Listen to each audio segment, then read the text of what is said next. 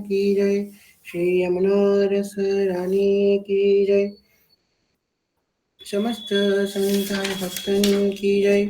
श्री सद्गुरुदेव भगवान की जय। श्री राधा गुरुदेव भगवान की जय। जय जय श्री राधे श्याम। जय जय श्री राधे श्याम। जय जय श्री राधे श्याम। जय जय श्री हरिवंश। भक्ति भक्त भगवंत गुरु चतुर नाम वपु एक।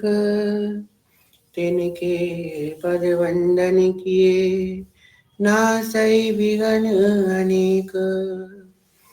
जनक सुता जग जननी जानकी अतिशय प्रिय करुणा निधान की। जाके जुग पद कमल नवाऊं तासु कृपा निर्मल मति पाऊं। मखेश्वरी क्रियेश्वरी स्वधेश्वरी सुरेश्वरी त्रिवेद भारतीश्वरी प्रमाण शासनेश्वरी रमेश्वरी चमेश्वरी प्रमोद काननेश्वरी ब्रजेश्वरी ब्रजाधिपे श्रीराधिके नमोस्तुते। गंभीर व्यासनंदन जुके तुव प्रसाद सुजस रस गाऊं। नागरिदास के तुम ही सहायक रसिक अनन्य प्रति मन भाऊं। प्रथम श्री सेवक पद सिर नाम। प्रथम श्री सेवक पद सिर नाम। श्री हरिवंश श्री हरिवंश श्री हरिवंश कृष्ण श्री युगल साकार के अकारण कृपा के फलस्वरूप श्री राधा वल्लभ लाल श्री कृपा के फलस्वरूप आप हम सब यहाँ पे एकत्रित हुए हैं सेवक वाणी जी की कथा का श्रवण हेतु। कल तक हमने शहीद काचे काचे धर्मी प्रकरण के 10वें पद तक श्रवण किया था। आज हम 11वें पद से श्रवण करेंगे। एक गुरुन सौबाद करंत जो पंडित मानी है जीव हेठत। एक दम्भ के और बरकत आसन चापी सभा मधि बैठत। एक जुफेरी रीति उपदेशत एक बड़े है ना बात प्रमाणत। काचे धर्मनि के सुनो छंद धर्मनि धर्मर मर्म न जानत। एक गुरुन सो बाध करंत जो पंडित मानी है जीव ही एठत। काचे धर्मियों के लक्षण बताते हुए सेवक जी आके कह रहे हैं कि एक तो ऐसे प्रकार के काचे धर्मी होंगे जो गुरु की बात, गुरु अगर उनको कोई बात बताएंगे तो वो गुरु से ही बहस करने लगेंगे। मतलब कोई संत या कोई गुरुजन या कोई वशिष्ठ जन अगर उनको कोई ज्ञान की बात बताएंगे या कोई प्रेम की बात को सिद्धांत की बात बताएंगे तो वो उन्हीं से बहस करने लगेंगे। और पंडित जो पंडित मानी है जीव ही एठत, और वो पंडित मान करके अपनी विद्वंतता अपनी प्रभुता अपनी मैं कितना विद्वान हूँ, पास कितना ज्ञान है उसका प्रदर्शन करने लगेंगे। एक दरब की जोर बटप कह रहे हैं आसन चापी सभा मधि बैठक। कह रहे हैं एक और दूसरे ऐसे तरीके के लोग होंगे जो अपने पैसे के बल से या अपनी प्रभुता के बल से या अपने किसी प्रकार के अभिमान बल से वो गुरु के आसनों को छोटा कर देंगे। जैसे कि कई जगह देखा जाता है कि भैया बहुत बड़े वो आ रहे हैं, बहुत बड़े अधिकारी आ रहे हैं या बहुत धनी मानी व्यक्ति आ रहे हैं तो उनका आसन कहाँ लगाया जाए? गुरु जी के बगल में आसन लगाया जाएगा। अरे चाहे आप बन गए चाहे कितने भी आप अधिकारी बन गए, पर आप गुरु जी के बगल में आसन लगा के नहीं बैठ सकते। आप गुरु जी के बराबर में नहीं बैठ सकते। आप चाहे जितने भी बड़े संसार में क्यों ना हो गए, वो गुरु है, वो हमेशा गुरु ही रहेंगे क्योंकि उन्होंने आप राष्ट्र का निर्माण किया, उन्होंने आपका निर्माण किया है। गुरु हमेशा गुरु ही रहेंगे। इसलिए जो व्यक्ति आपको बताएं, जो व्यक्ति अपने जीवन में चाहे मन से चाहे अपने व्यवहार से बड़ों का आदर नहीं करता है, वो व्यक्ति जो है किसी भी प्रकार का पूर्ण सुखी नहीं हो सकता है संसार में। इसे कहें कि वो पूर्ण सुखी हो जाए, निश्चिंत हो जाए, तो वो नहीं हो पाएगा। ये बिल्कुल प्रामाणिक बात है। जैसे कि देखिए, बड़ों का हमारे जीवन में बहुत विशेष महत्व होता है। रामचरितमानस में जब हनुमान जी महाराज अपनी शक्तियां सिद्धियां भूल गए, तब उनको किसने याद दिलाया? जामवंत जी ने याद दिलाया। जामवंत जी बड़े हैं, बड़े बूढ़े हैं, और वहां पे वो सामने आए और उन्होंने क्या अपना कर्तव्य निभाते हुए हनुमान जी महाराज को उनकी शक्तियों का भान कराया। सुनहु रीच पत कहु रीच पति सुनो हनुमाना, का चुप साध रयो बलवाना, पवन तनय बल पवन समाना, बुद्धि विवेक विज्ञान निधाना, कवन सुकाज कठिन जग माही, जो नहीं होए तात तुम पाही, राम काज लगी तब अब तारा, सुनतई भयो पर्वताकारा।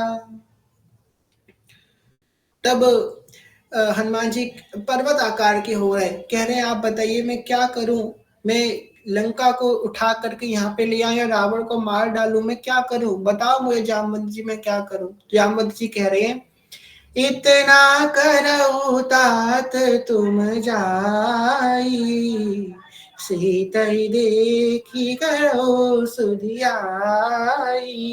जाओ उनका सुध लेकर के आओ, बस इतना आपको करना है, किसी को मार पीट के नहीं आना है हनुमान जी। तो सबसे बड़ी बात हमको यहाँ पे समझनी है कि हम अपने किसी भी प्रभुता से, किसी भी अहंकार से कभी बड़ों का अनादर ना करें।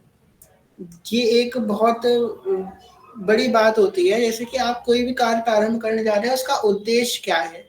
अगर उसका उद्देश्य अच्छा है तो उसका रिजल्ट आपको हमेशा अच्छा ही मिलेगा, और अगर किसी बुरे उद्देश्य से कोई कार्य का प्रारंभ करने जाएंगे तो उसका जो रिजल्ट होगा वो हमेशा खराब ही होगा, चाहे आप किसी भी कोई भी कार्य पर्पस से करें।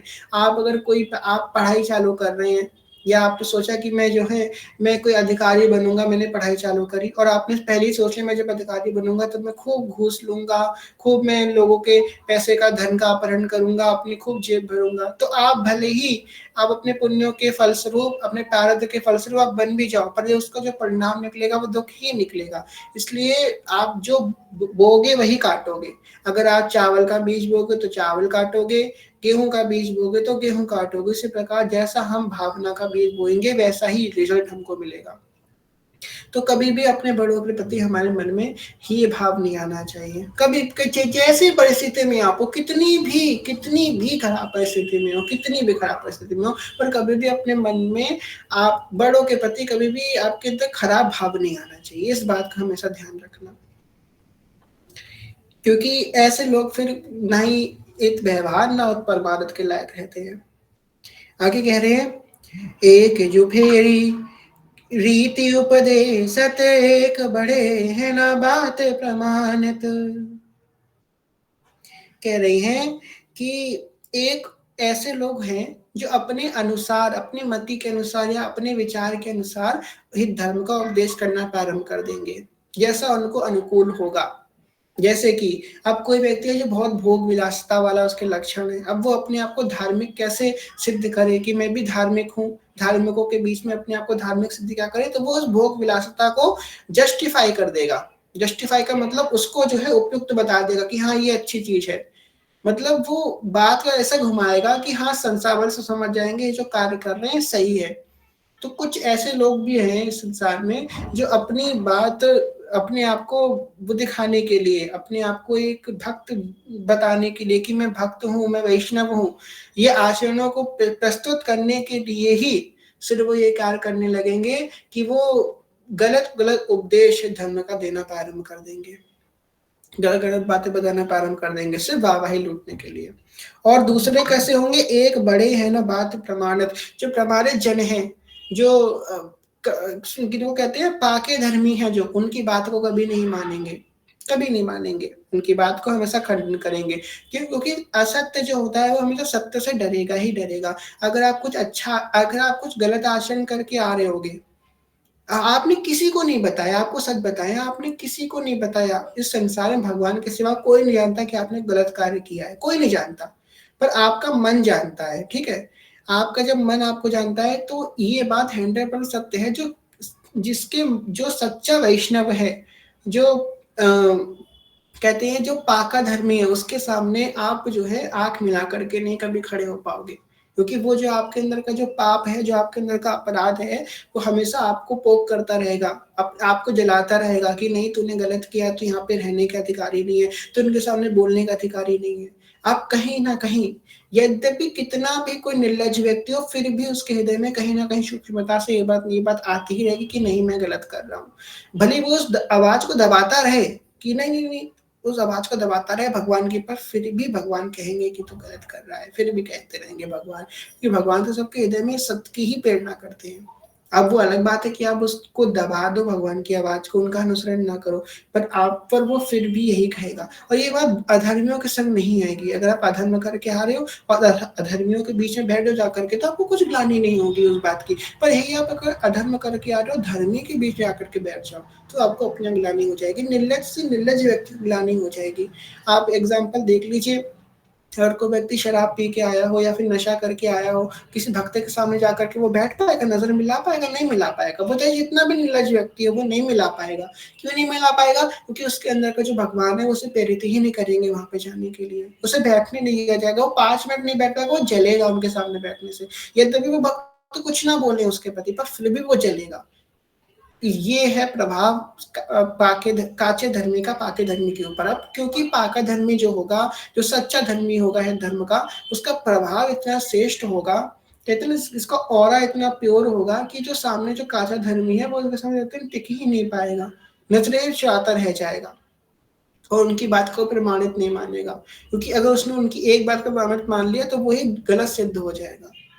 आगे कह रहे हैं, काचे धर्मनि को सुनो छंद, धर्मनि धर्मर मन मन जानत, एक धर्मनि अनन्य काई, बाड़ई को नारी ले बाजी सी मारत, और के बाप सो बाप कंत, दंभ के काज धर्म ही छाड़त, बोलत बोल बटाऊ के लागत, है गुरु मानी न बात प्रमाणत, काचे धर्मनि को सुनो छंद, धर्मरि मर मन जानत।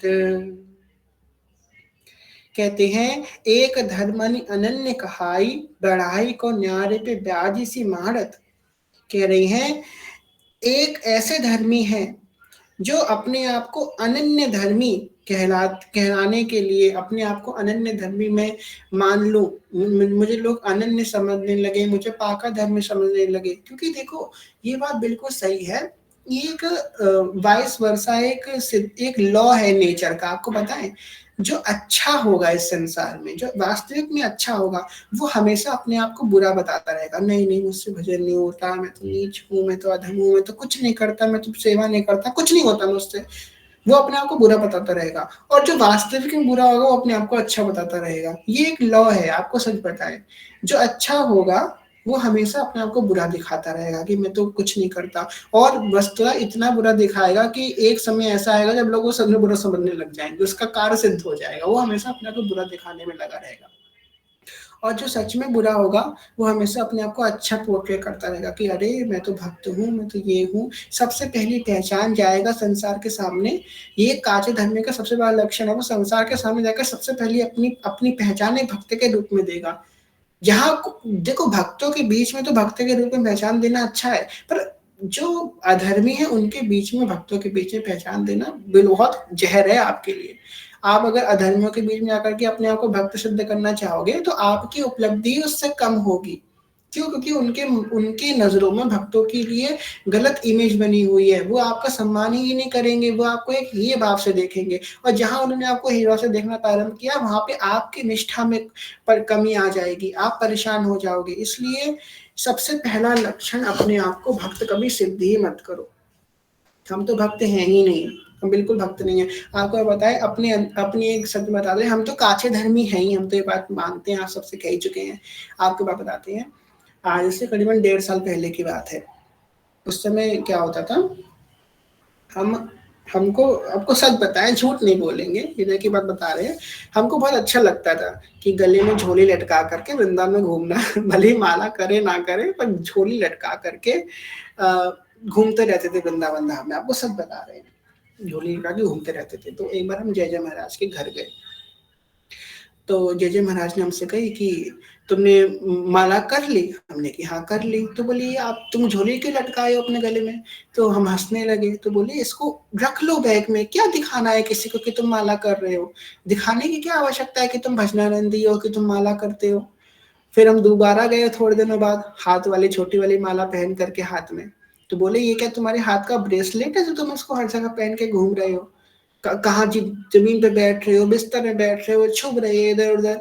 ये माला बस आसन पे बैठ करके पकड़ी जाती है, ये नहीं कि सबको ले लेके घूमो। तो हमने कि ठीक है जय जय, हम नहीं करेंगे अब। बोले जब तुम जपो, देखो वो कह रहे हैं कि जरूरी थोड़ी ना है तो तुम गिन करके ही माला पे नाम जप करो। अंदर श्री हरिवंश श्री हरिवंश श्री हरिवंश कर रहा है, जरूरी थोड़ी ना किसी को पता हो। तुमने माला पकड़ ली तो सबको पता है कि ये भजन कर रहा है। तुमने जब माला नहीं पकड़ी तो किसी को नहीं पता कि तुम भजन कर रहे हो। उसके बाद क्या हुआ, हमने हुए उनके हमने पकड़ना ही बंद कर दिया। हमने कि भगवान हम बिल्कुल नहीं करेंगे। हम फिर मनी मन श्री हरिवंश, आपको सच बताएं, बिल्कुल सच बता रहे, जितना हम माला पकड़ के करते थे, झोली पकड़ के करते थे, उससे ज्यादा मेरा तब हुआ जो हमने वो छोड़ करके, मतलब वो रख करके करना प्रारंभ किया। क्योंकि वो कहीं ना एक अहम का भाव पुष्ट कर रहा था कि सबको दिखाने के लिए कि मैं भजन कर रहा हूँ, मैं भजन कर रहा हूँ। उसके थोड़े दिन बाद अभी जब हम वृंदावन गए, अभी वृंदावन गए, तो अब इस बार हमने अहम भाव, तब तो वो समय उन्होंने थोड़ा बहुत जो अहम था जय जय ने बोल करके वो गलत कर दिया। अभी थोड़े दिन पहले जब वृंदावन गए तो हमने इस अहम भाव से नहीं किया। हमने सोचा हम वृंदावन आए, हमने एक बार भी माला पे माला नहीं करी, एक बार तो झोली में माला कर ली। इस भाव से हमने सोचा कि वृंदावन आए, एक हमने इतना मन में कर रहे हैं जब से आए, एक बार भी हमने माला अपनी पकड़ी हाथ में, चलो एक बार माला पे कर लेते हैं। इस भाव से हमने माला निकाली, सेवा कुंज जा रहे थे, झोली हमने हाथ वाली माला तो हम डर ही गए, जिस उस दिन से हमने पकड़ी ही नहीं कभी ब्रेसलेट की तरीके। उसके बाद क्या हुआ, हमने झोली, पीली वाली झोली जो गुरुदेव भगवान की दीक्षा के समय मिली थी, हमने पकड़ ली। हम माला करते करते सेवा कुंज जा रहे थे, एक बंदर आया और वो मेरी झोली पे लटक गया। आपको पता है वो लटक गया, वो दांत से उसने मेरी झोली पकड़ ली। हमने कि हाय राम आज तो माला गई, अब तो झोली गई मेरी। हमने चिल्लाने लगे बचाओ बचाओ चिल्लाने लगे। और एक बंदा नहीं था, 3-4 बंदर वहां पे आ गए और सब मेरी झोली पे अटैक करने लगे। वो बंदर लटक गया, छोटा सा बंदर था, वो मेरी झोली पे दांत से पकड़ के लटक गया। हमने कि आज तो गई माला, झोली सब खराब। इतना टेंशन हमको हो गई। उसका पता नहीं क्या हुआ, हमने जब थोड़ा साहस किया, ऐसे किया, तो वो एकदम बंधन वहां से भाग गया। उसके बाद जो आधी माला रह गई थी वो भी हमने पूरी नहीं करी, उसे गूंथ करके बैग में रख लिया। हमने कि हम बिल्कुल नहीं करनी, हमको निकालनी नहीं झोली अपनी यहाँ पे दिखाने के लिए। तो भाई ये बात बहुत आवश्यक है। वो पंडा है, वो वृंदावन के बंदर कोई सामान्य थोड़ी ना है। वो दिखा रहे कि भाई तुम हमको जो है ये दिखा रहे हो कि तुम भजनानंदी हो, झोली कर करके हमको दिखा रहे हो, और देखो तुम्हारी माला का स्वाद कैसी, तुम्हारी कितना भजन हो रहा है तुम्हारा। तो वो हमारे भजन चेक करने आए थे कि देखे देखे इनका भजन कैसा हो रहा है। हम डर गए, वो हमारा भजन चेक करने आए थे। तो अब भैया हमने हाथ जोड़ लिया, बिल्कुल नहीं करना, न काउंटर से करना है, न छोटी माला से करना है, बड़ी माला से करना है। वृंदावन में चलत फिरत भजन हो जाता है भाई। हम वही भजन है हमारा, जितने दिन भगवान की याद आ गई ठीक है, वरना आसन में बैठ के ही करेंगे, अब तो बिल्कुल नहीं करना। और देखो वृंदावन के अलावा और कहीं निकलती भी नहीं है झोली। कहाँ हम लोग कहाँ यहाँ पे अपने घर में थोड़ा लेकर के घूमते हैं, वृंदावन में निकलती है।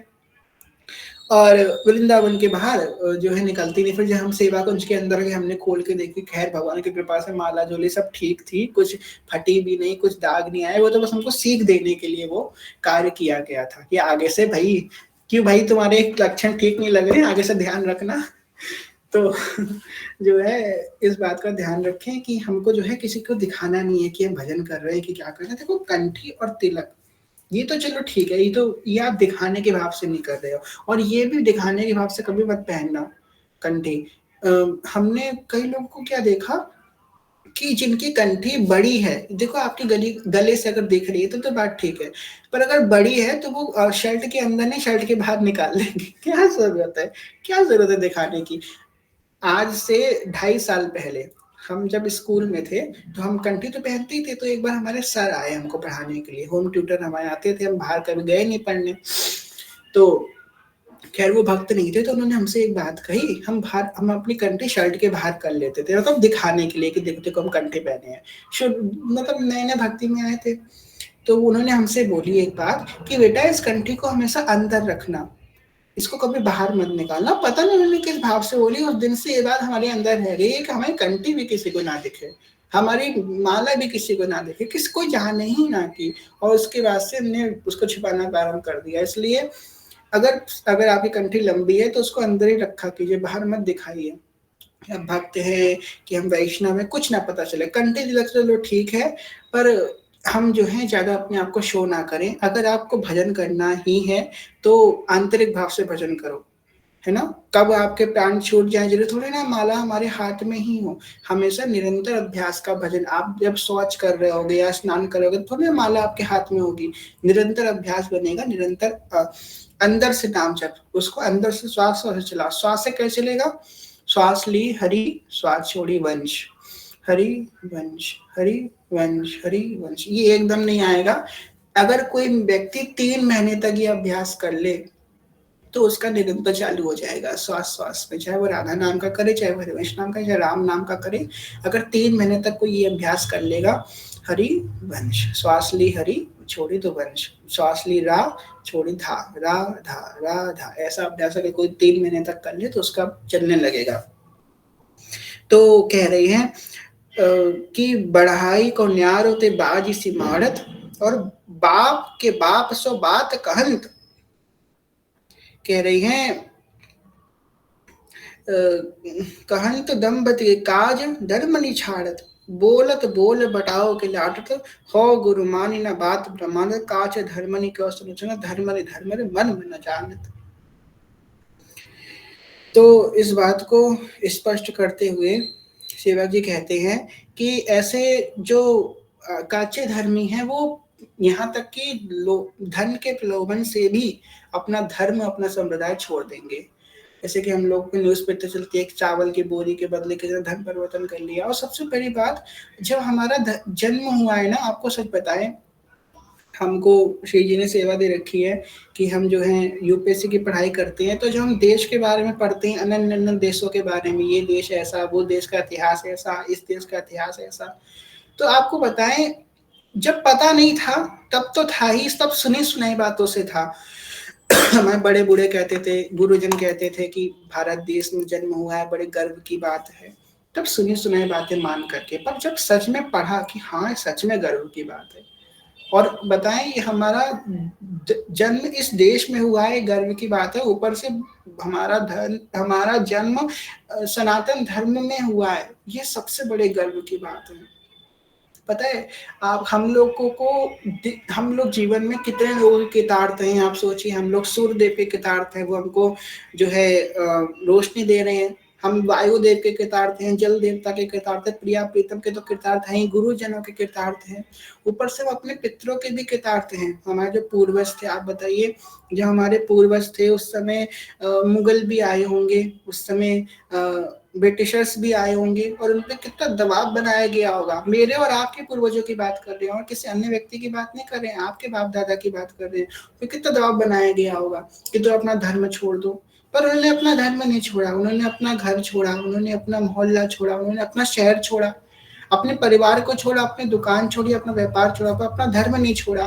कभी इधर भाग रहे हैं, कभी उधर भाग रहे हैं, कोई ठिकाना नहीं है, कहाँ आक्रमण हो जाए, पर उन्होंने कभी अपना धर्म नहीं छोड़ा। अगर वो भी कायरता पूर्वक रह करके अपना धर्म छोड़ देते तो आज हम लोग क्या सनातन धर्म में होते? आज हम लोग भी किसी और धर्म का पालन कर रहे होते। उन्होंने अपना धर्म नहीं छोड़ा, और हम लोग उनके वंशज हैं, और हम लोग कितने जल्दी अपना धर्म छोड़ देते हैं। नहीं हमको नहीं करनी पूजा पाठ, हम थोड़ा संसार में रहना चाहते हैं, हम लोग कितने जल्दी अपना धर्म छोड़ देते हैं। कितने लज्जा आने चाहिए हम लोगों को कि हमारे पूर्वजों ने अपनी जान पे लगा दी तो अपना धर्म नहीं छोड़ा, और आज हम लोग धर्म को एकदम कोई वस्तु के समान छोड़ने को तैयार रहते हैं कि बस धर्म छूट जाए, हम बस स्वतंत्र हो जाए, स्वतंत्रता से हम अपनी मनमानी आचरण करें। तो कृतार्थ होइए उन पूर्वजों के जिन्होंने अपने धर्म परिवर्तन नहीं किया। आज हम लोग सनातन धर्मी ना होते अगर उन्होंने धर्म छोड़ दिया होता तो। कह रहे हैं कि ऐसे लोग जो काचे धर्मी है वो धन के और लोभ के और मान सम्मान के प्रलोभन हेतु अपने धर्म को भी छोड़ देंगे, अपने संप्रदाय को भी छोड़ देंगे। बोलत बोल बटाऊ के लागत और गुरु मानी है, गुरु मानी न बात प्रमाणत। उनकी जब वो बात करते हैं ना काचे धर्मी, तो उनके बोल से ही पता लग जाएगा कि ये किसी की चापलूसी कर रहे हैं। चापलूस प्रवृत्ति के लोग होते हैं वो, कि बस सबको प्रसन्न कर ले, सभा में खिलखिलाहट रहे, सभा में तालियां बजती रहे, सभा में सब खुश रहे, बस वो सबको प्रलोभन की बातें करना प्रारंभ करेंगे। सब लोग खुश रहे, बस सब लोग हंसते रहे हमारी बातें सुन सुन के, भले वो भागवती हो रही हो चाहे नहीं हो रही हो, चाहे वो भागवती बाबा विघ्न भी क्यों ना पैदा हो रहा है, पर वो फिर भी वहां पे ताली बजवाने के लिए अन्य प्रकार की बातें करना प्रारंभ करेंगे। काचे धर्मनि को सुनो छंद, धर्मनि धर्म मन जानत। आगे कह रही है, परखे सुनो सुजान जहाँ कछु और कचाई, भक्त है प्रसन्न न तऊ ता कहे बुरबाई, दिए सहाय सुख रहे दुख में दिन राती, खेवे कोजू सहाजी खर्च को होत बिजाती। अब आगे छंद के रूप में वर्णन कर रहे हैं कि परखे सुनहु सुजान, हे, अब ये कह रहे हैं हे पाके धर्मियों मेरी बात सुनो, जहां कछु और कचाई, और भी काचे धर्मी मैंने देखे हैं, भक्त रहे प्रसन्न नर तृणता कहे बुरबाई। अगर उनको भक्त कह दिया जाए समाज में, अगर उनको वैष्णव कह दिया जाए तो उनको प्रसन्न होगा, अन्यथा इसके अतिरिक्त उनको और कुछ कहा जाए तो उनको अप्रसन्नता हो जाएगी। इसका तात्पर्य ये, अगर उनकी बड़ाई करी जाए संसार में तो वो खूब जय जय बहुत प्रसन्न रहेंगे, पर जहां उनकी कोई कमियां बताना प्रारंभ करते तो उस व्यक्ति से वो दूर हो जाएंगे। आगे कह रही हैं, दिए सहारे सुख रहे दुख में दिन राती, खेवे को जू सहाजी कचत को होत बिजाती। कह रहे हैं कि वो दिन रात दुखी रहेंगे। भैया दुखी तो रहेंगे जब ऐसे कृत्य करेंगे, गलत कार्य करेंगे तो वो दुखी तो रहेंगे ही, वो सुखी नहीं रह पाएंगे, वो दुखी रहेंगे, विचलित रहेंगे, ठौर पता होने के बावजूद उसमें नहीं चल पाएंगे।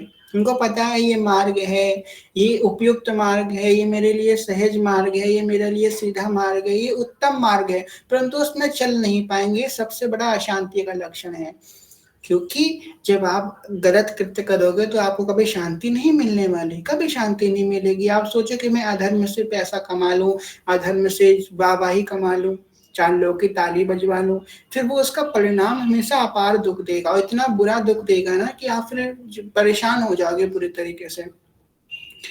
कई लोगों का, खैर हम नाम तो नहीं लेंगे और इंसिडेंट्स में नहीं बता सकते, कई लोगों का मेरे पास ऐसा कांटेक्ट हुआ है, ऐसा पूर्व में ऐसे लोगों का संग मिला कि जिन्होंने ऐसे कृत्य करे, क्योंकि खूब वाहवाही हुई, फिर एक समय आकर के, क्योंकि उनकी मंशा गलत थी, उनकी ऐसी बुराई होने लगी कि वो डिप्रेशन की हालत में पहुंच गए कि अब तो मुझे जीना नहीं चाहिए, अब मैं जीने का अधिकारी नहीं हूँ, पूरा संसार मेरे लिए थू थू कर रहा है, हर जगह मेरी बुराई हो रही है।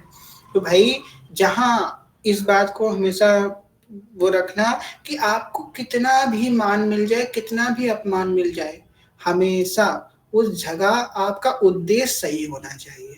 उद्देश्य बहुत प्रधान है, आप किस उद्देश्य से वो कार्य कर रहे हो। अगर आपका उद्देश्य सत्य है तो कितना भी कोई आपके प्रति अगर कॉन्स्पिरेसी भी करे, आपके प्रति कोई षड्यंत्र भी करे, तो भी आपको नहीं गिरा पाएगा। पर आपका अगर उद्देश्य गलत है तो कितने भी लोग आपके संग हो, आप गिरोगे ही गिरोगे। उद्देश्य हमेशा निर्मल रखना कि मेरा जो उद्देश्य है ये करने का, मैं क्यों कर रहा हूँ। अपने आप से पूछो कि मैं ये क्यों कर रहा हूँ। हर कार्य को करने से पहले हमको अपने आप से पूछना चाहिए। हम रोज कथा सुन रहे हैं, इतना हमको ज्ञान है, शास्त्रों का स्वाध्याय कर रहे हैं, तो हमको इतना इतना तो भगवान ने विवेक दे दिया है कि हम सत्य और असत का ज्ञान कर सकें।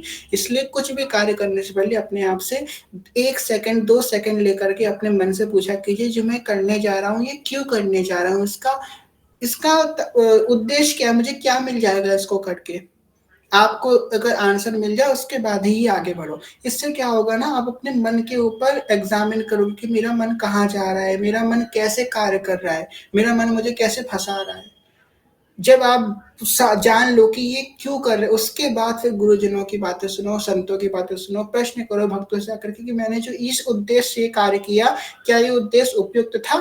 अगर सही था तो जय जय, नहीं था तो उसको आगे सुधारो। इसलिए कुछ भी करने से पहले आप ये सोचो कि मैं ये क्यों कर रहा हूँ।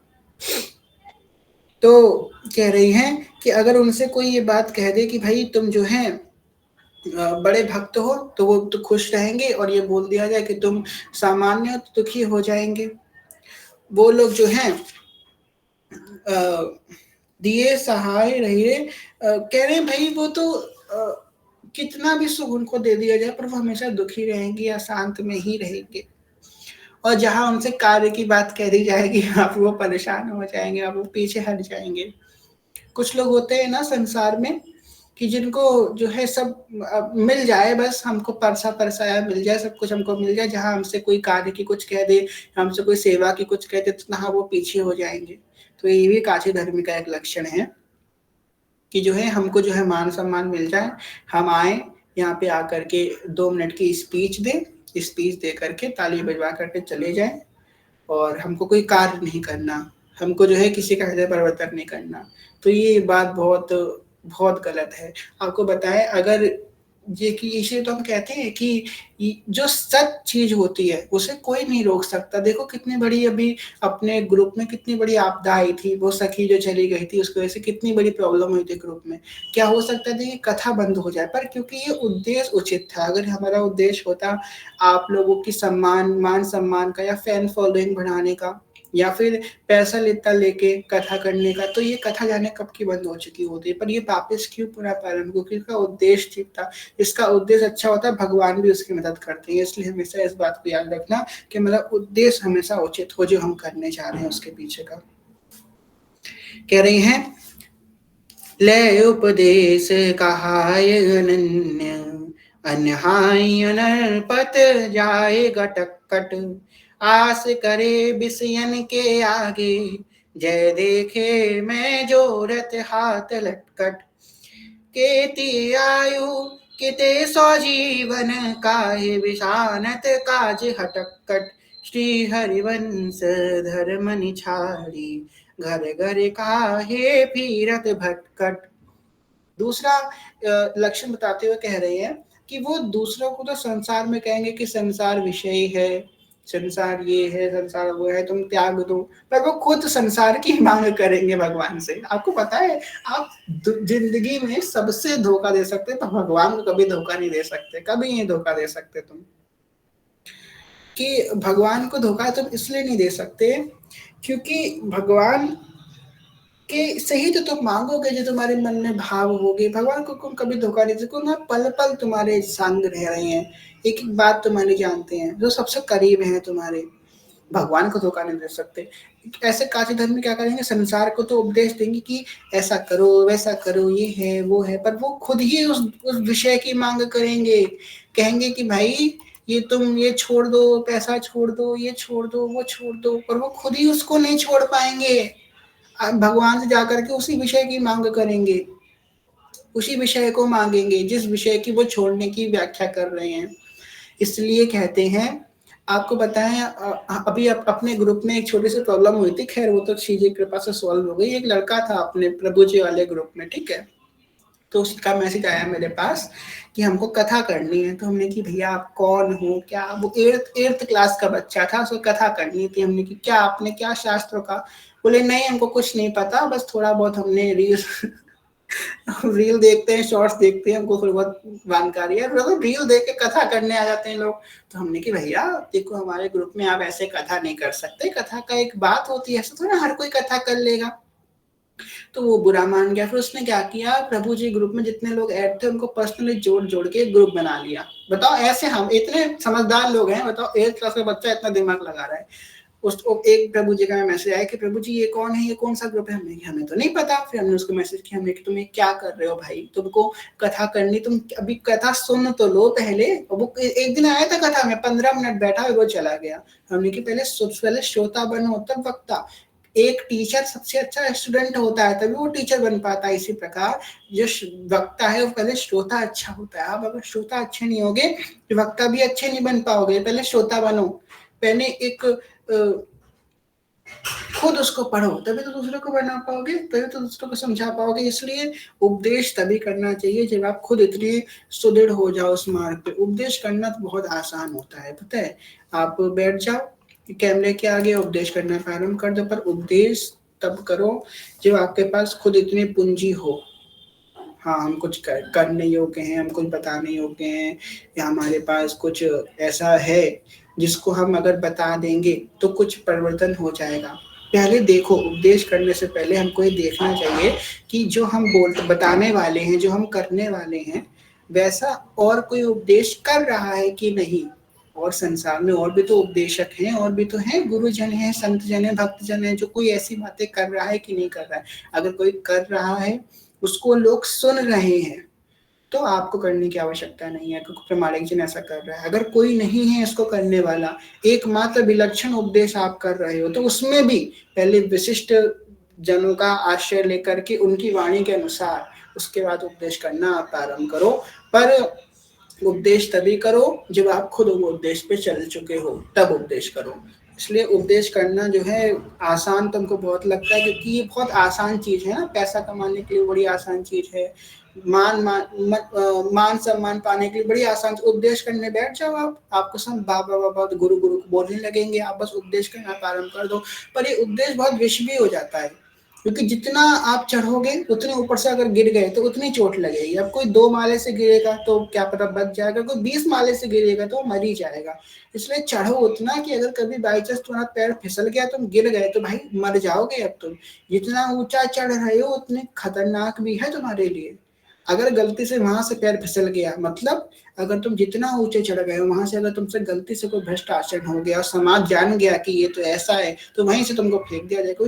ये समाज पता है कभी किसी का हुआ ही नहीं है, समाज कभी किसी का नहीं हुआ। ये समाज ऐसा समाज है, आप सभी को हम बता रहे हैं, समाज ऐसा है जो अभी आपकी पूजा कर लेगा, आपके सामने धूप बत्ती कर लेगा, दूसरे ही क्षण जहां आपके कर्म सामने आ जाएंगे वहां पे आपको लात मार के भगा देगा अपने घर से। ये ऐसा समाज है, ये समाज कभी किसी का हुआ ही नहीं है।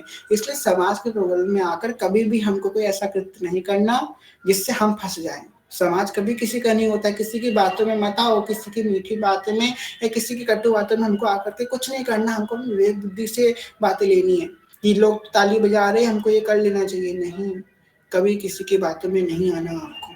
कि जो है सब लोग हमको अप्रिशिएट कर रहे हैं, कभी कभी होता है ना, हम आप अगर संसार में जाकर के कोई कार्य करने प्रारंभ करो, जो भ्रष्ट जन होंगे वो आपको समर्थन देंगे, अरे मैं तुम्हारे संग हूँ, चलो चलो करो जाकर के। फिर वही जब तुम सामने आ जाओगे तो वही तुम्हें विरुद्ध होकर के तुम्हारी सामने खड़े हो जाएंगे आकर के। इसलिए कभी भी कोई कार्य करने से पहले हम ये सोच लें कि इसका रिजल्ट क्या होगा। दूसरी बात, आपको किसी के प्रलोभन में आकर के कोई कार्य नहीं करना। संसार तो हमेशा आपको मीठी मीठी बातें बोलेगा, इसका मतलब ये थोड़ी ना कि इसका रिजल्ट भी मीठा निकलेगा, है ना।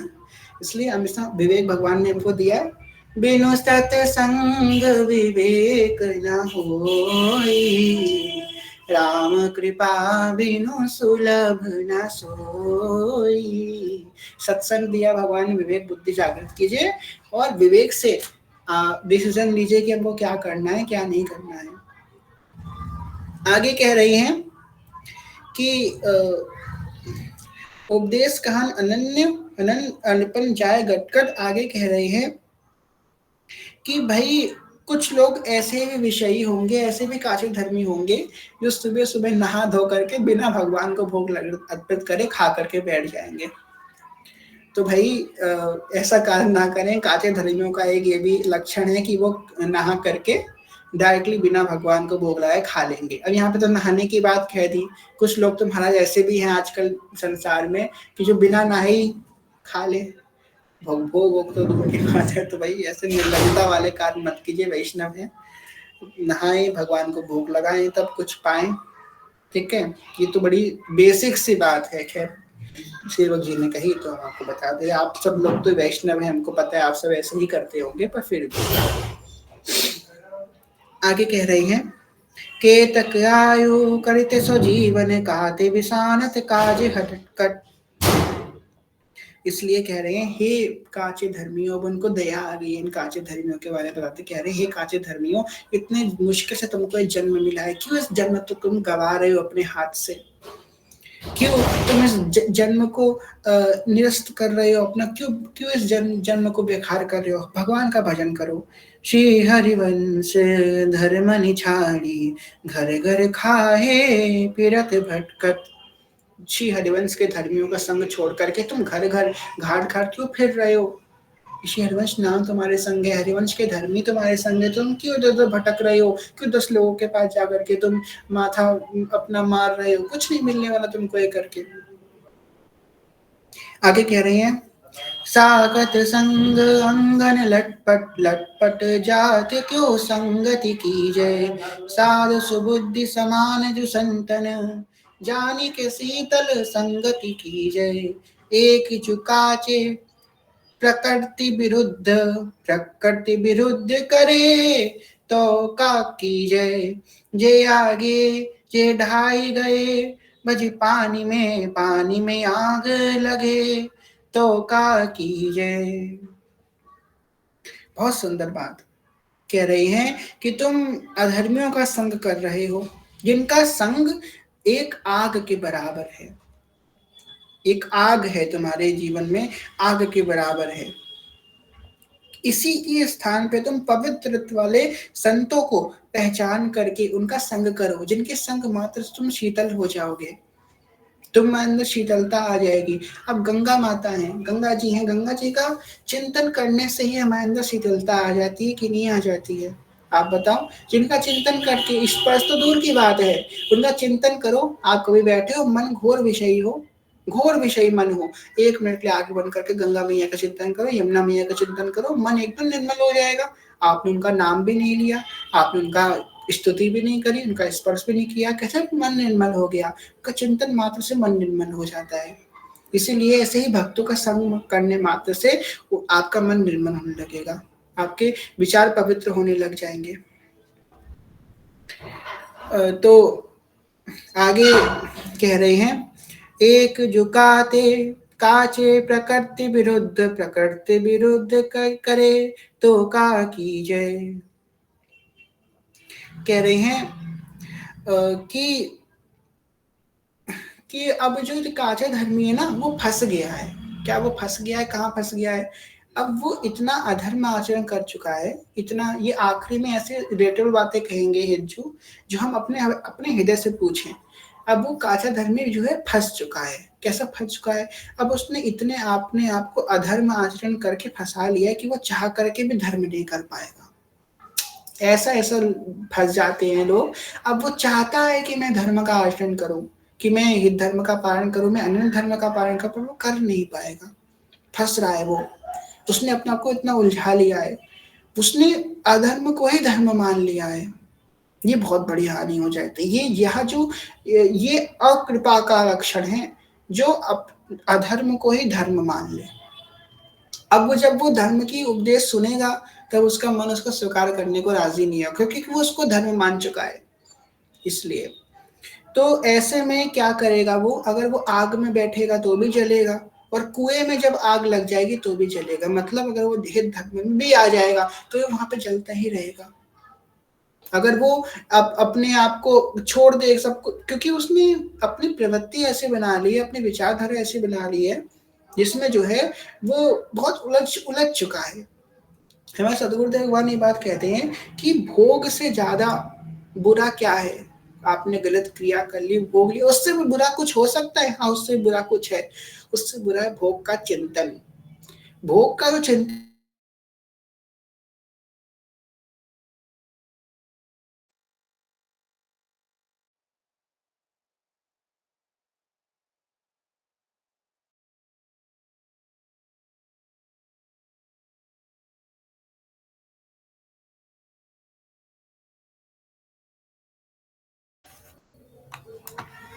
श्री हरिवंश, श्री हरिवंश।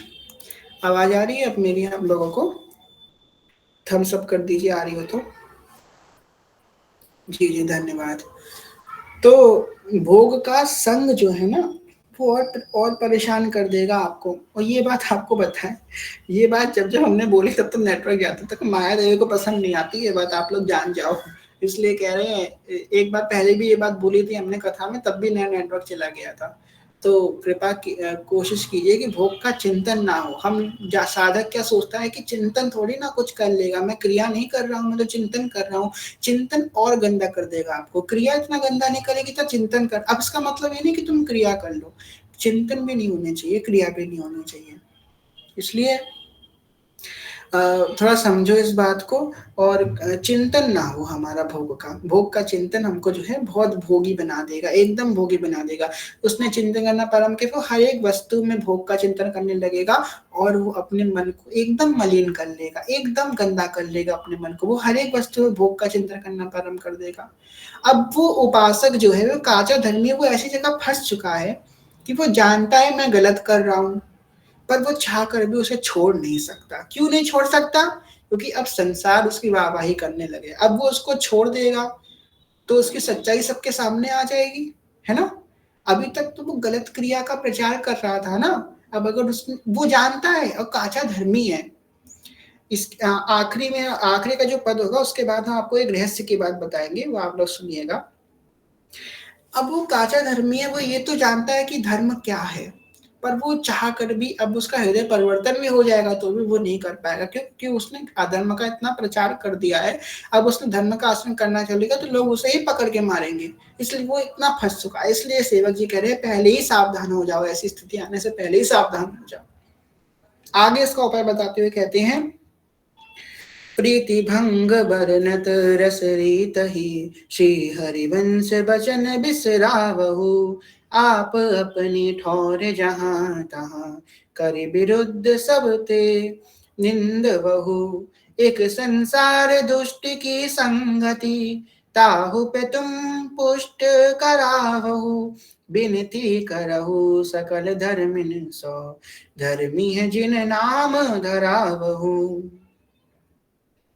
तो आगे बतलाते हुए सेवक जी कह रही हैं कि ऐसे अगर स्थिति में कोई साधक फंस गया है कि अब वो जो ऐसा परेशान हो गया है कि भाई अब मैं अधर्म में मैं छोड़ना चाहता हूँ पर मैं नहीं छोड़ पा रहा हूँ, क्योंकि मैं अपने, उसने अपने को इतना बांध लिया धर्म के आचरणों में। तो ऐसे में क्या करे?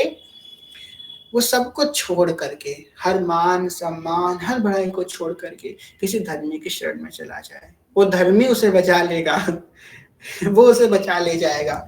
अब तुम अपने आप को नहीं बचा पाओगे। अब तुम इतना फंस चुके हो, अब तुम सोचो कि मैं अपनी मदद खुद कर सकूं, तो तुम मदद नहीं कर पाओगे अपनी।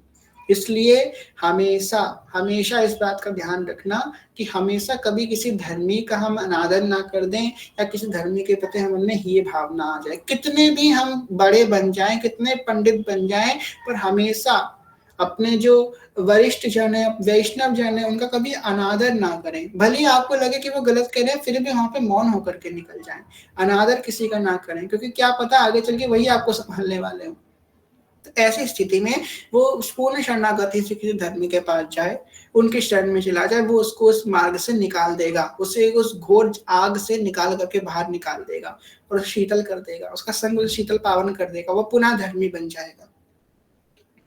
कह रही हैं एक और बात लक्षण बताते हैं कि वो जो काचा धर्मी है, वो प्रेम की बात तो कहेगा, पर उसके हृदय में प्रीति का सर्वथा अभाव होगा। वो खुद प्रेम नहीं कर पाएगा प्रियालाल से। बातें तो बना लेगा प्रेम की, पर वो खुद प्यार से प्रेम नहीं कर पाएगा। यहाँ पे हमारी बात हो रही है। आगे कह रहे हैं कि अपने सिद्धांत, अपने संप्रदाय, अपनी उपासना पद्धति को छोड़ करके हर जगह वो जाकर के झाका झूकी करेगा। यहाँ पे क्या हो रहा है, वहां पे क्या हो रहा है, वहां पे क्या हो रहा है, यहाँ पे क्या हो रहा है। ये बहुत बड़ी हानि होती है, ये बहुत हानि होती है।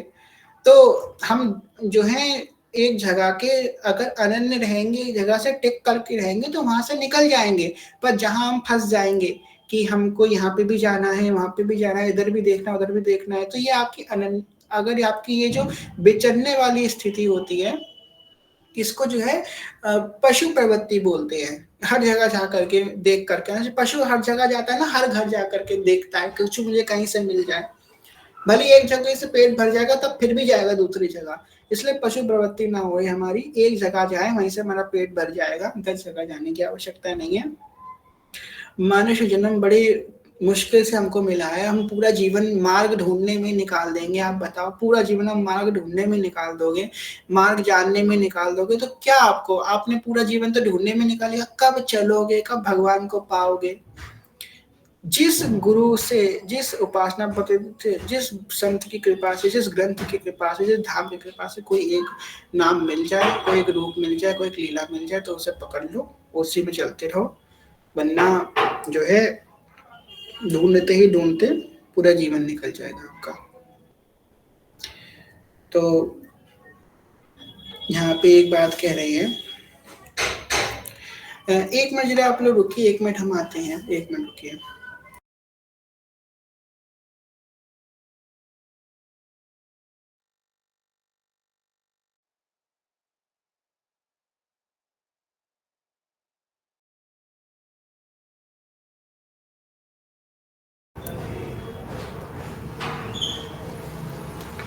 श्री हरिवंश को क्षमा कीजिए क्योंकि आ गया था कोई इस वजह से। तो कह रही है कि भाई मेरी तो उन्हीं से ये विनती है कि भाई विनती करहूं सकल धर्मिन सौ धर्मनि के जिन नाम धरावहूं, कि मैं तुमसे हाथ जोड़ के एक विनती करता हूं कि तुम अब हमारे धर्म को बदनाम मत करो। सेवक जी ये बात कह रहे हैं कि विनती करहूं सकल धर्मिन सौ, धर्म ही है जिन्हें नाम धरा हो, जिन्होंने अपने आप को धर्म से जोड़ रखा है। सबसे प्रार्थना करता हूँ कि बदनामी मत करो इस धर्म की, इस उपासना की, इस तिलक की, इस कंठी की, इस नाम की और इस वैष्णव धर्म की कभी तुम बदनामी मत करो। मैं तुमसे प्रार्थना करता हूँ इस बात की। जो हमारे माथे पे तिलक है, जो हमारे गले में कंठी है और हमारी परिचय वैष्णव के रूप में है, तो अब हमारा एक एक सूक्ष्म से सूक्ष्म आचरण जो है हमको सोच समझ के करना है कि हम क्या कर रहे हैं, क्या अब आप स्वतंत्र नहीं हो, आप बंध गए हो। इसीलिए हम कहते हैं कि दीक्षा बहुत आवश्यक है। यद्यपि हम ये नहीं कह रहे कि दीक्षा नहीं लोगे कि आप कोई बात नहीं है, दीक्षा नहीं लोगे भगवान की प्राप्ति नहीं होगी, ऐसा कुछ नहीं होगा। पर आपको बताएं कि दीक्षा आवश्यक इसलिए है क्योंकि कलयुग का जीव जो है ना, उसे खुला छोड़ दोगे तो वो खुले छोड़ करके वो धर्म के मार्ग पे नहीं चलेगा, नहीं चल पाएगा। आप खुद सोचो, आप अगर आपको खुला छोड़ दे, बिना किसी शासन के आपको ऐसे छोड़ दिया जाए, तो क्या आप सब कुछ अच्छा अच्छा करोगे? मनमानी आचरण करेगा। और क्योंकि ऐसा तो है नहीं कि अधर्म की कमी हो, अधर्म का संग तो उसे तुरंत मिल जाएगा, तुरंत मिल जाएगा अधर्म का संग उसको। कोई कमी थोड़ी ना अधर्म की, संसार में तुरंत संग मिल जाएगा धर्मियों का और वहां वो भ्रष्ट हो जाएगा। इसलिए जीव को, कलयुग के जो जीव है उसे बंधना बहुत आवश्यक है। जब तक वो बंधेगा नहीं कहीं जा करके, किसी बंधन में नहीं बंधेगा, किसी मार्ग में नहीं बंधेगा, तहाँ वो खुला एक जानवर की तरीके विचरता रहेगा। इसलिए दीक्षा हम इसलिए इम्पोर्टेंट कहते हैं, जहाँ दीक्षा ले ली, अब वहां अगर मन में आया भी, प्रेरणा भी बने कि मुझे कुछ गलत करना है, तो नहीं, अब तुम दीक्षित हो गए, अब नहीं कर सकते, इसके आगे मन बढ़ेगा ही नहीं। तुरंत मन में आएगी अब तो दीक्षा ले ली, अब नहीं मैं कुछ कर सकता, अब तो हो ही नहीं सकता। ये निष्ठा हमारे अंदर आ गई और जहां हमारे अंदर ये बंधाव आ गया, उसके आगे मन कहेगा ही नहीं अरे ये सुख है, अरे ये है, अरे भोग ले, ये सब बोलेगा ही नहीं। जहां वो कहेगा ये भोगना है, अरे दीक्षा हो गई, नहीं भोगना है, यही पे बात खत्म हो गई, आगे की बात बढ़ेगी नहीं बढ़ेगी। इसलिए बंधना बहुत आवश्यक है आपको। बंध जाएंगे तो हम फंस जाएंगे, और बंध गए तो हम निकल जाएंगे। ये बंधन जो है मुक्ति का कारण बन जाएगा। और अगर हम मुक्ति चाहेंगे, हमको दीक्षा नहीं लेनी, हम स्वतंत्र रहें, हम ऐसे भजन करें, तो हाँ आपको बताएं, कलयुग में ऐसे भजन करना बहुत मुश्किल है, बहुत मुश्किल। हम कह रहे हैं कि 99.99 लोगों में से कोई 0.01% लोग होंगे बड़े महात्मा जो कर लें, पर हमें नहीं लगता कि कर पाएगा बिना बंधे हुए भजन। बंधेगा नहीं, नियमों में गुरुजनों से नहीं बंधेगा, तब तक वो भजन नहीं कर पाएगा। बंधना बहुत आवश्यक है। जैसे कि एक ग्वाला होता है ना, वो अपनी गैया के गले में वो बांध देता है, घंटी बांध देता है, गैया कहीं भी जाएगी तो मुझे आवाज आ जाएगी। ऐसे गुरु हमारे गले में कंठी बांध देते हैं कि जहां भी रहेगा ना, इसकी मुझे सुध रहेगी। तो कंठी बंधवा लो एक बार गुरुजन से, फिर तुम गैया बन जाओगे उनकी, वरना बिना बिना कंठी वाली पशु की तरह घूमते रहोगे तुम। कभी भी गाड़ी आएगी भर करके ले जाएगी आपको। इसलिए बंधना बहुत आवश्यक है। बंध जाओ। अब जैसे कि आप लोग आ रहे हो, आप बंधे हो, एक मार्ग से बंधे हो। आज आपका मन मन आपका आज इस समय शांत है, या आपका मन बहुत चंचल है। आप दुख में हो चाहे सुख में हो, विपत्ति में हो चाहे एकदम नॉर्मल हो, चाहे आपके आपके जीवन में अनुकूलता चल रही हो, प्रतिकूलता चल रही हो, आपको 1 घंटा कथा सुननी है। अब आप बंधे हुए इस चीज से, आपको सुननी है रोज आकर के। जिनका नियम रोज का है, मैं उनकी बात कर रहा हूँ, उनको रोज सुननी है। ये वो बंधे हैं इस मार्ग से, रिकॉर्डेड सुननी है, ऐसे सुनिए। बंधना की आवश्यक है, आप रोज सुनेंगे। इतने सुतरा कौन सी बात आपके हृदय में बैठ जाए, कौन सी बात आपको लग जाए, इंतजार करो, बैठ जाए सिद्धांत आपके हृदय में, और वही आपका जीवन बन जाए, सेवक जी की वाणी। इसलिए नियम बहुत आवश्यक है किसी भी चीज का। वस्तुतः एक बात हमने देखी आजकल के नए साधकों में, जिनको नियम की कोई सुध नहीं रहती। एक महीना माला किया और 1 महीने के बाद 1 दिन नहीं करी, हमको इतनी गुस्सा आती है ना। सच होता है, तुमने 1 महीना करी, 1 दिन क्यों नहीं करी, क्यों नहीं करी? पकड़ते मन करता है पकड़ के उनसे पूछे, क्यों नहीं करी तुमने? एक माला करने से कुछ ज्यादा कर देना, क्यों नहीं करी तूने? तो भाई नियम नहीं तोड़ो। आप लोग अभी जानते नहीं हो नियम का बल क्या है। नियम बहुत बलवान है, बहुत बलवान है नियम। अगर कोई व्यक्ति एक नियम से नाम जब एक नियम से कोई चीज कर ले, तो बहुत जल्दी वो बढ़ जाएगा। अभी हम लोग जानते नहीं है नियम की क्या वैल्यू है, नियम की क्या कीमत है, इसलिए हम नियम को तोड़ते रहते हैं। जिस दिन नियम की वैल्यू, नियम की कीमत समझ जाएंगे, उस दिन पता चलेगा कि हम क्या कर रहे थे। 1 दिन के प्रमाद की वजह से, 1 दिन के आलस की वजह से हम छोड़ देते हैं नियम। अरे अनुप्रतिकूलता है, कोई बात नहीं, छुप के करो, जैसे करो, पर नियम करो अपना। नियम, अगर हम नियम से कोई चीज कर लेंगे तो बहुत जल्दी वो बढ़ जाएगी, इसलिए नियम मत छोड़ा करो। हम ये नहीं कह रहे हैं सखी की कथा में रो जाओ, वरना तो लोग कहेंगे देखो अपने नियम से बांध रहे हैं। हम ये नहीं कह रहे कथा में आप रो जाओ।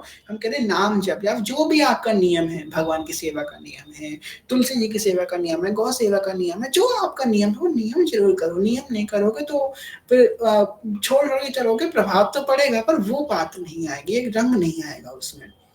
ठीक है, तो नियम बनाओ अपना। नियम तोड़ दोगे, आज 10 दिन हुआ, 1 दिन छोड़ गया, इतना दुख होता है ना हमको। आपको बताएं, वो 10 दिन किया उसकी प्रसन्नता नहीं होगी, पर 1 दिन छोड़ गया उसका दुख ज्यादा होगा। इसलिए ऐसा काम मत करो।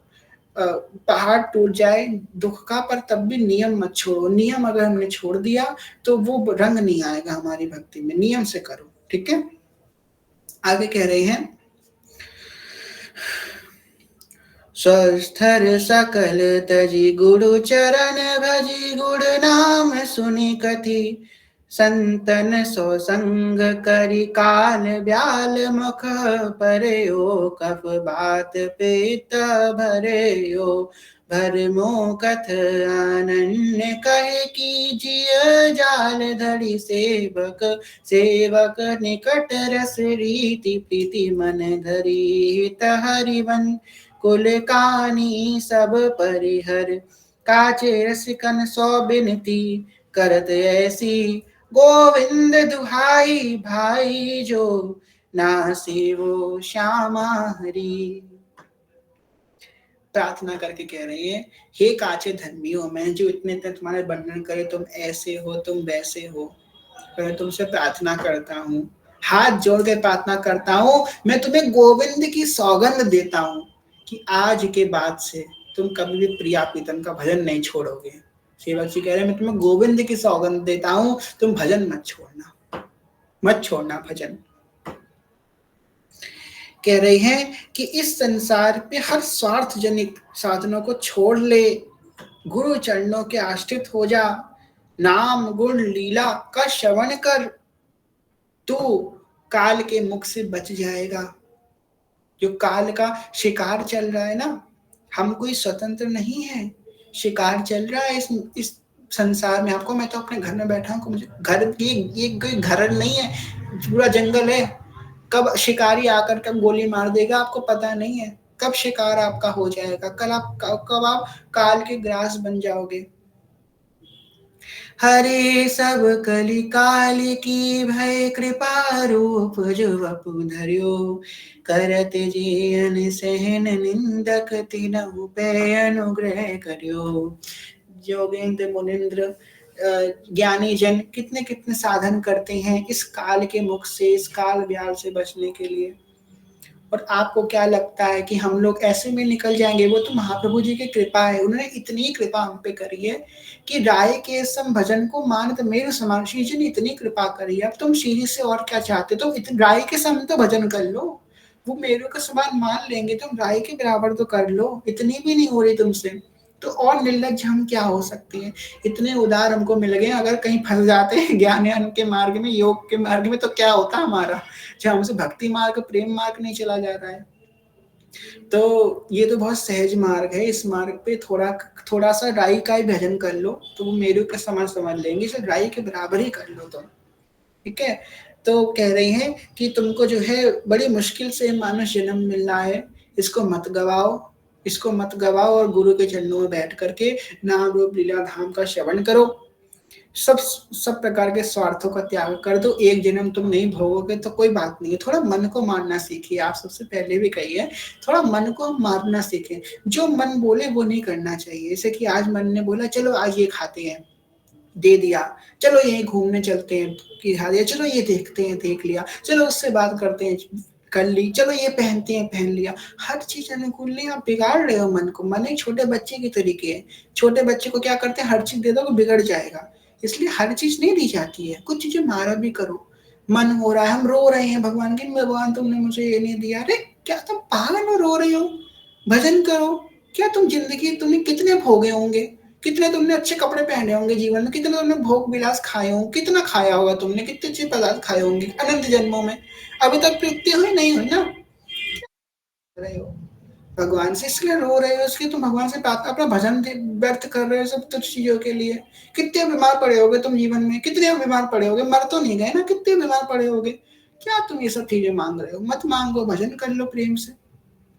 इसलिए हर प्रकार के स्वार्थ को त्याग करके भजन कर लो। एक जन्म अगर तुम नहीं खाओगे रसमलाई तो कुछ चला नहीं जाएगा।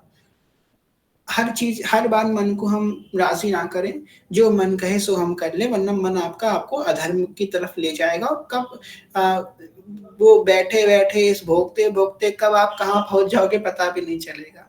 इसलिए मन आपकी रस रस से वाकिफ है, इसको मुझे कहाँ कब गिराना है, गुरु के चरणों में रहो, अनन्य रहो, हो जाएगा।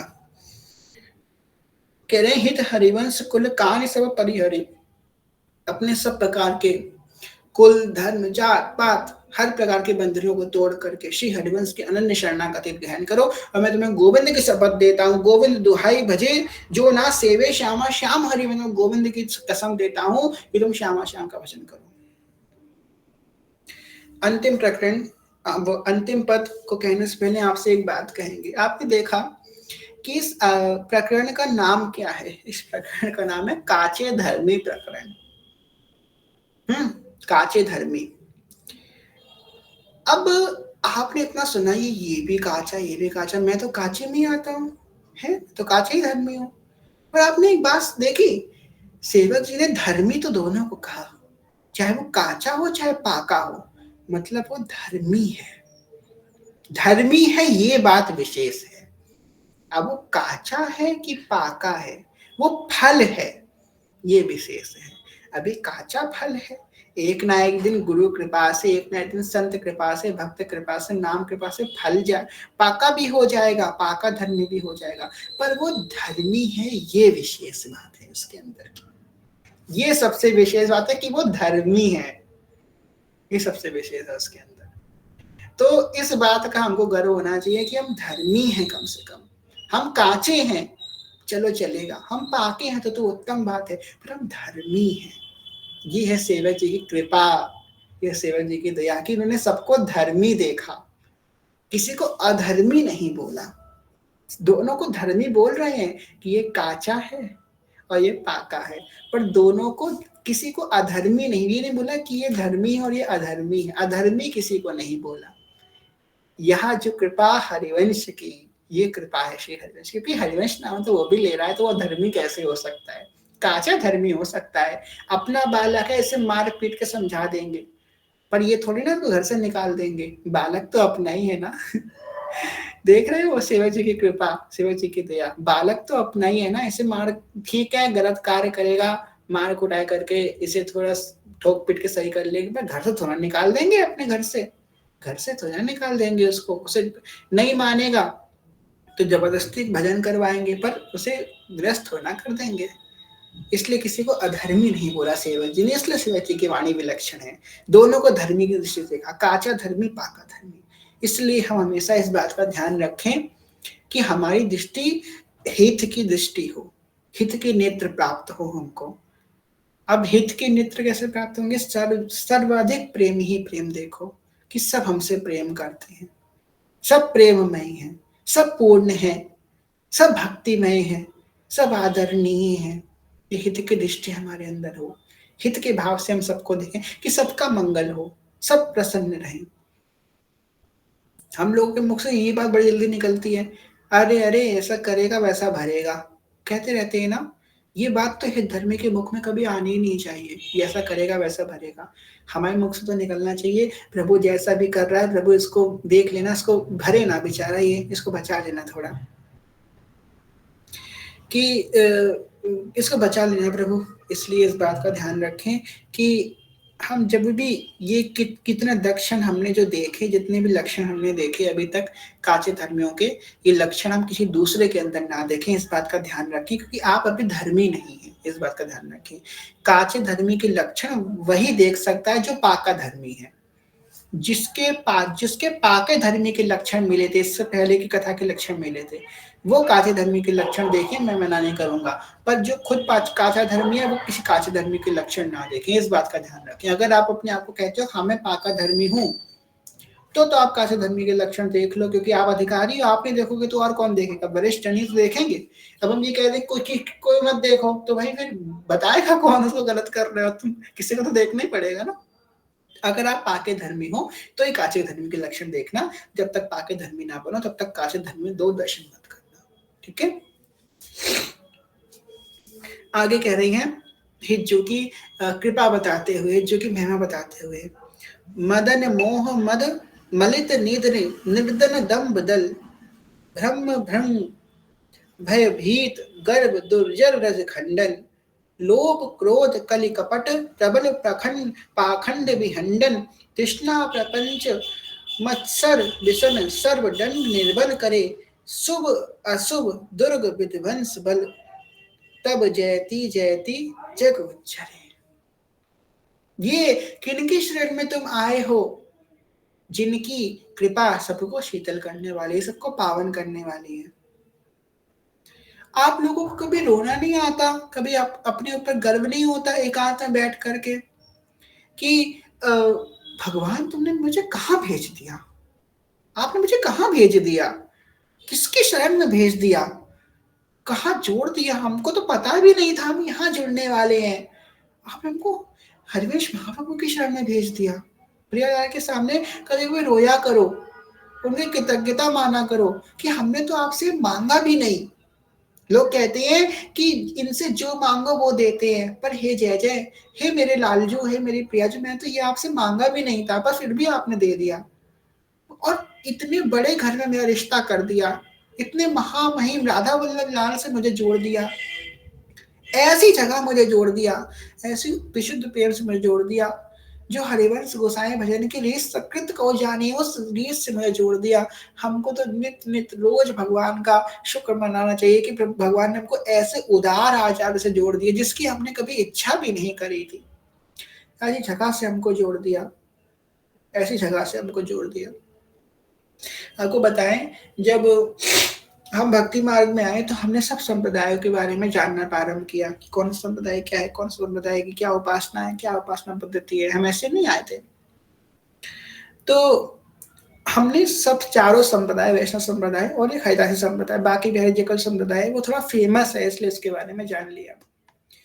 अभी उस समय गुरुदेव भगवान मतलब इतने इस समय से सत्संग इतना प्रचलन में नहीं था, थोड़ा था तो इतना, पर हमने जानने का प्रयास नहीं किया ज्यादा इधर।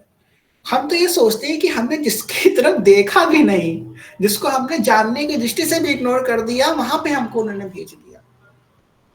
और उसके बाद पहली कृपा तो मुझ पर तब हुई जब उन्होंने इस मार्ग से मुझे जोड़ा। दूसरी कृपा ये हुई जिस दिन से सेवक जी की कथा से मुझको जोड़ दिया।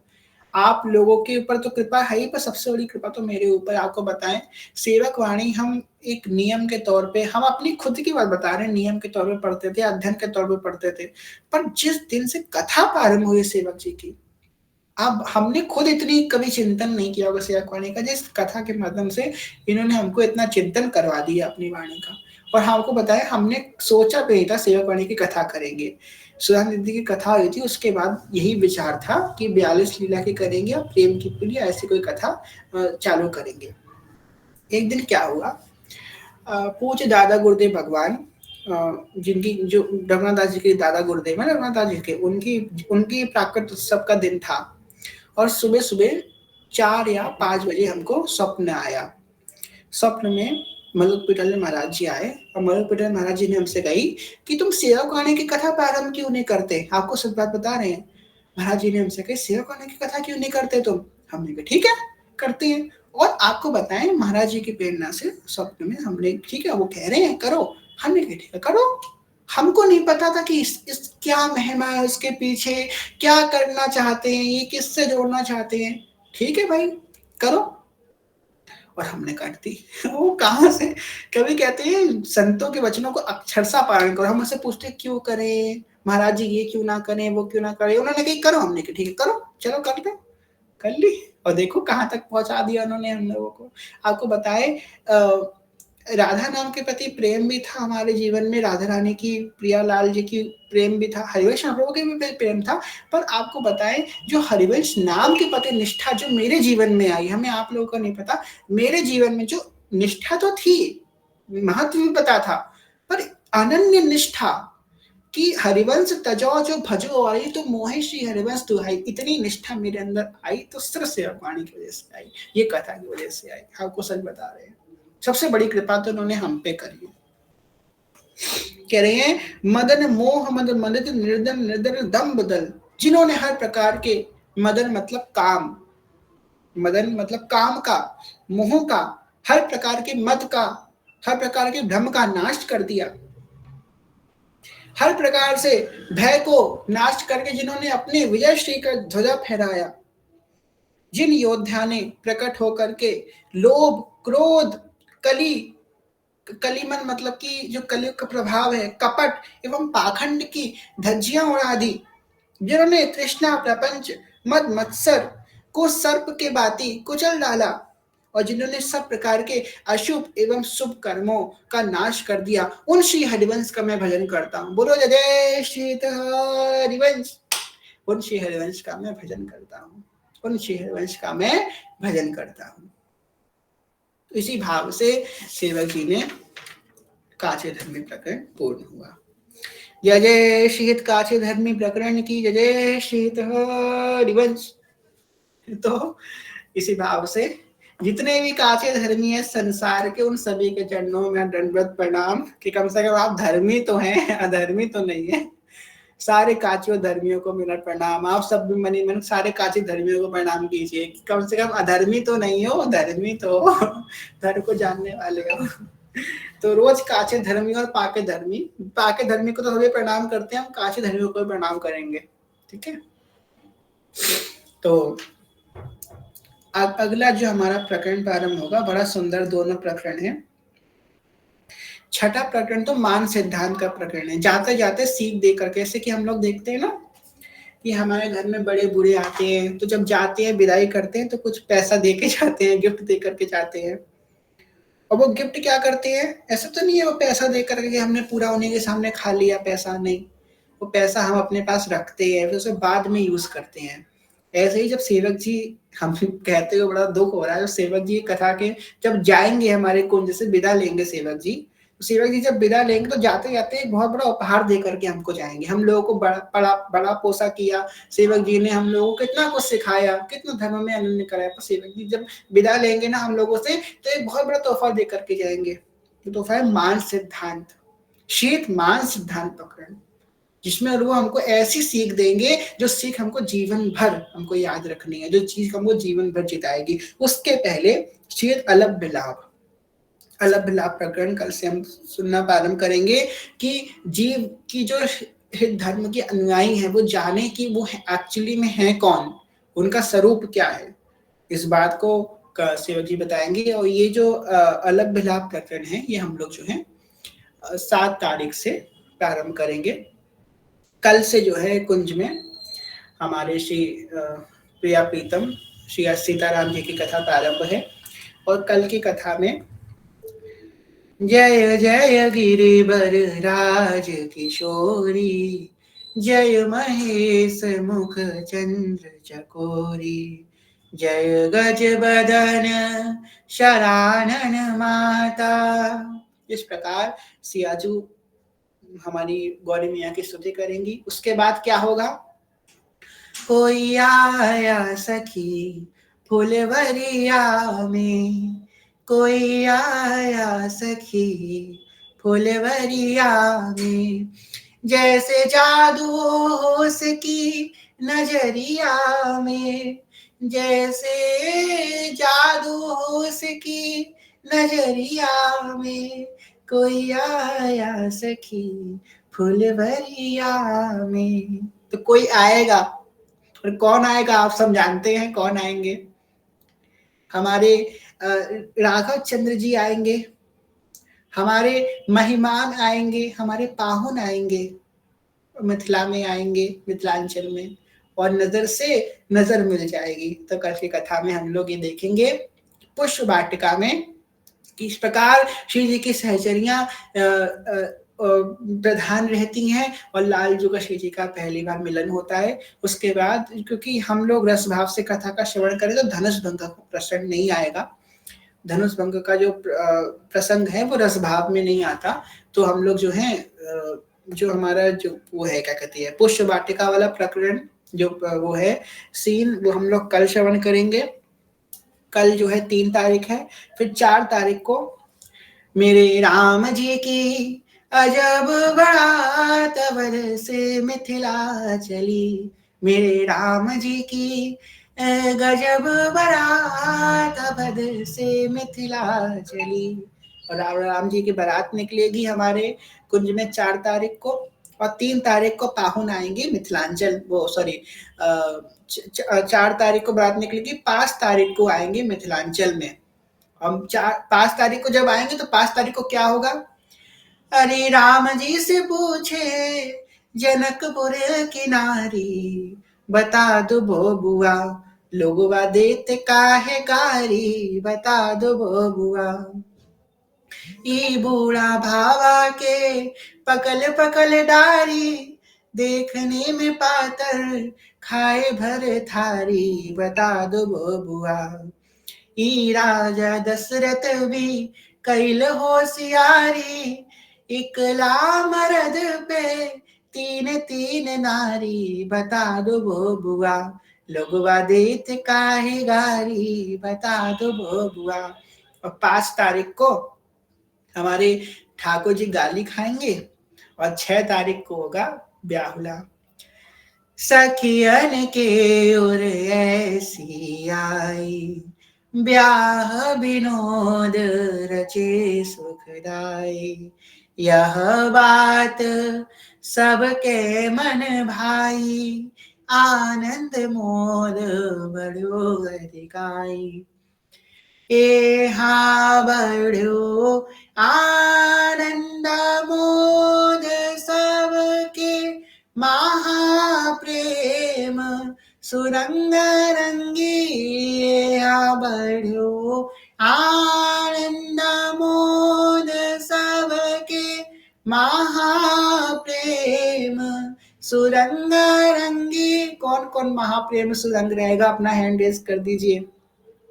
महाप्रेम सुरंग रंगी और कछु न सुहाय तिनको, जुगल सेवा सुख पगी।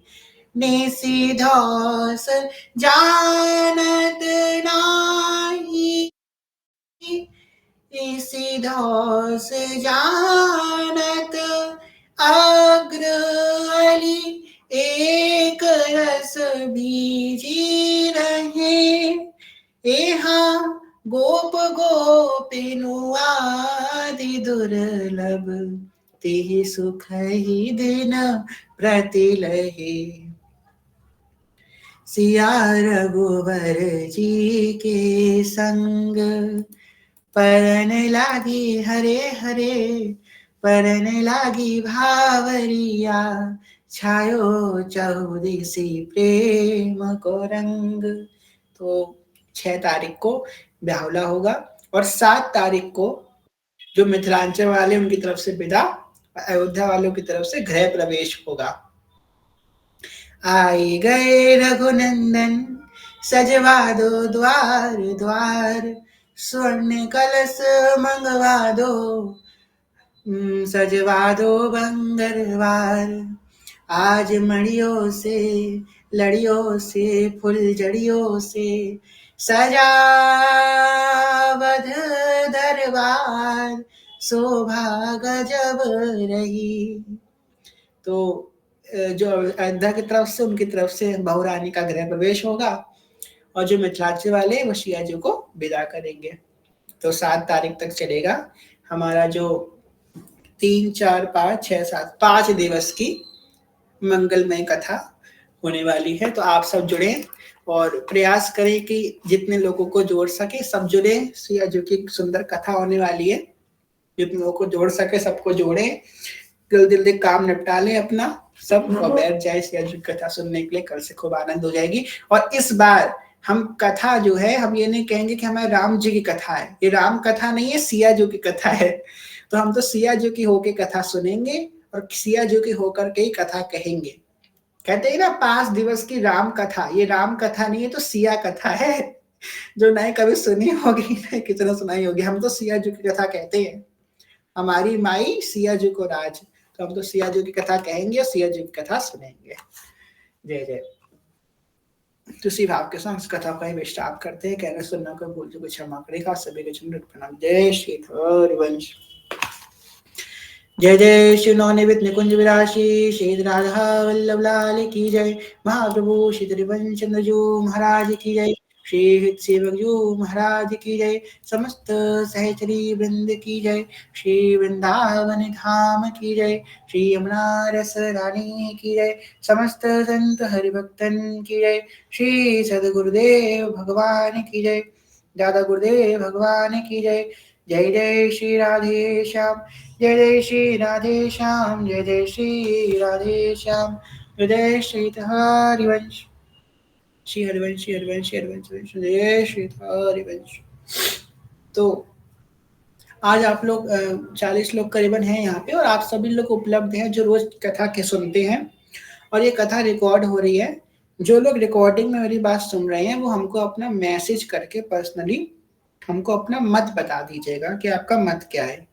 हम आप लोगों से एक सवाल पूछने वाले हैं। इस सवाल को कोई भाव में भर के मत कहना या किसी की बातों में आकर के किसी से इन्फ्लुएंस होकर के अपना इंडिविजुअल मत आप दीजिएगा जो आपका मन कह रहा है इस बात में। और सभी को उत्तर देना, जितने लोग यहाँ बैठे हैं कमेंट बॉक्स में सबको उत्तर देना है, क्योंकि हमारी जो कथा है अब काचे धर्म प्रकरण पूर्ण हो चुका है।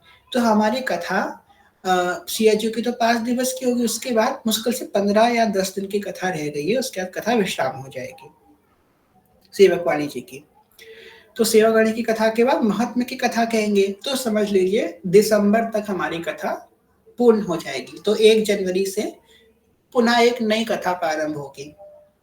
अब आप लोगों के पास 2 ऑप्शंस हैं, आप लोगों के सामने रख रहे हैं, जो 2 भाव हमारे मन में हैं। पहला भाव है कि हम लोग 42 लीला की कथा प्रारंभ करें, श्रीद 42 लीला की कथा। और दूसरा मेरा भाव है कि सेवक वाणी की कथा फिर से करें, क्योंकि सेवक वाणी की सुनी है, इसी को फिर से दोबारा सुने। तो दोनों को छोड़ करके आपका जो कुछ मन हो वो सब लोग कमेंट बॉक्स में लिख दीजिए अपना मत। जितने लोग हैं सब लोग अपना अपना मन लिख दीजिए कि सेवक वाणी आपको पुनः सुननी है कि 42 लीला प्रारंभ करनी है, जैसा आपका मत हो। सब लोग अपना अपना मत लिख दीजिएगा। और सब लिखिए प्लीज, जो भी हैं यहाँ पे उपलब्ध। एक आपका एक मत भी बहुत वो रखता है, जैसा आप लोग की इच्छा हो वैसा हम करेंगे। और ये हम इसलिए नहीं पूछ रहे हैं कि आप लोग मत हो इसके लिए नहीं। हाँ, आप सबके अंदर प्रियालाल विराजमान है, आपको जो प्रेरणा होगी वो प्रियालाल जी की ही होगी, इसलिए आप लोग जब तक वोट कीजिए तब तक हम आप लोगों को एक पद सुनाते हैं, ठीक है। वोटिंग कीजिए। जय जय। तो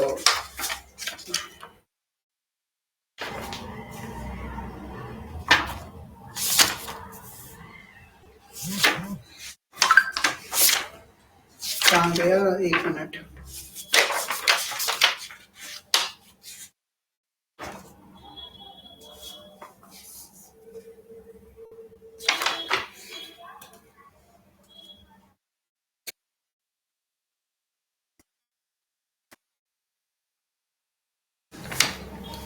हाँ, हमारी माई श्यामा जू को राज, हमारी माई श्यामा जू को राज, जाके आधीन सदा ही सावरो, जाके आधीन सदा ही सावरो, या ब्रज को सिरताज, यहाँ या ब्रज को सिरताज, हमारी माई श्यामा जू को राज, यह जोरी अभी चल वृंदावन,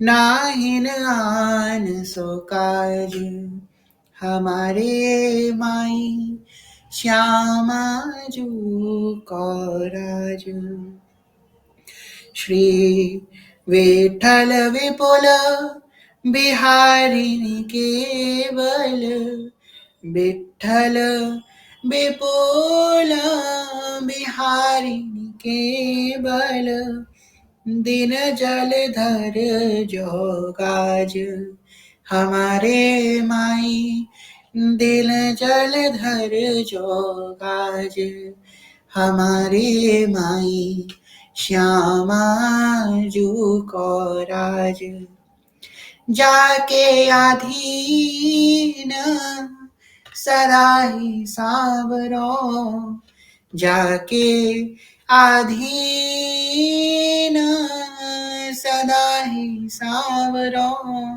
या ब्रज को सिरताज, हमारे माई श्यामा जू को राज। तो बड़ी कृपा करिए, आप लोगों ने अपना अपना वोट दे दिया है, तो चलिए देख लेते हैं किसका ज्यादा वोट है।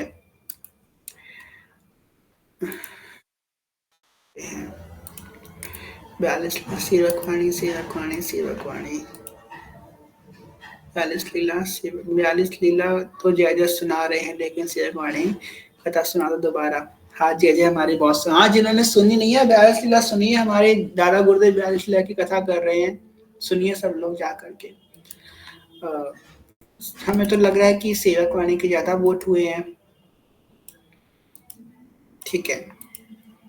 सेवक वाणी की बहुत आप लोगों का मन है सुनने का पर कहीं ऐसा मत करना कि कह तो रहे आप लोग सेवक वाणी की, फिर जब सेवक वाणी प्रारंभ हो तो आप लोग कहो कि अब तो सुन ही ली है, कोई नई चीज सुननी है, वही बात सुन सुन के। पहले आपको पर इतना आश्वासन दे सकते हैं कि सेवक वाणी जब आप सुनेंगे दोबारा तो आपको जो है आपको जो है ना वो नहीं होगा, ये रिपीटेशन नहीं लगेगा आपको कि मैंने कुछ वही चीज सुन रहा हूँ। जब आप सुनोगे ना तो आपको यही लगेगा कि मैं कुछ अलग सुन रहा हूँ, आपको हमेशा यही लगेगा।